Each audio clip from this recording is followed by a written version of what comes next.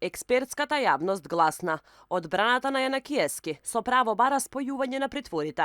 Екс-министерот за транспорт и врски веќе си ја има одслужено затворската казна, за која е спроведен во Идризово. Не стивнуваат реакциите на правниците, експертите, професорите, адвокатите, кои последното носење на Јанакиевски во затвор го сметаат за недоватно.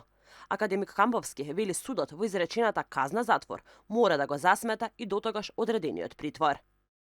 Со првата правосилна пресуда, изречена за кое било дело, судот мора да го засмета во изречената казна затвор, дотогаш одредениот притвор, односно куќниот притвор и неговото време траење.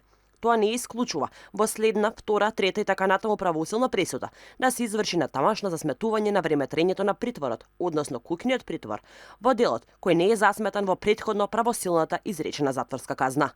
Камбовски посочува дека ово толкување на случајот Јанакиевски не само што одговара на духот и целта на одредбите од кривичниот законник и законот за кривична постапка, согласно методот на теолошко толкување што се потпира и врз базичниот пристап на казненото право во однос на толкувањето на законите. Секогаш кога постои двоумење, треба да се одлучува, односно нивните одредби да се толкуваат во корист на обвинетиот, се вели во изјавата на Владо Камбовски. На Јанакиевски му е изречена затворска казна во случајот Титаник во време траење од 3,5 години, а екс-министерот во притвор одлежа 4,5 години, што значи доколку му се спојат притворите, тој воопшто не треба да биде во затвор. Универзитетската професорка и правник Сладјана Тасова порачува дека судот може и треба да ги спои притворите на Миле Јанакиевски од сите предмети, за да му се засметаат во казната за Титаник. Таа посочува дека за тоа се потребни добри познавачи на правото, а судиите треба да се токму тоа. Сличен став има и професорот Калајџиев. Колегата Калајџиев, како и многу пати досега, на време и со право укажува на тоа дека правната практика треба да се менува во насока на соодветната примена на правото и правдата.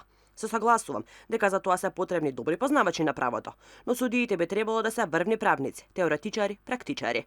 Да се надеваме дека дилемите ќе ги разрешат во струката и надвор од влијанието на јавното мислење.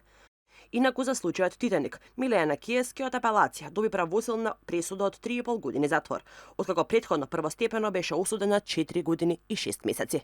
Неговата одбрана бара тој да излезе од Идризово и до сегашниот период поминат во затворски и куќен притвор да му се засмета во казната што е и законски предвидено.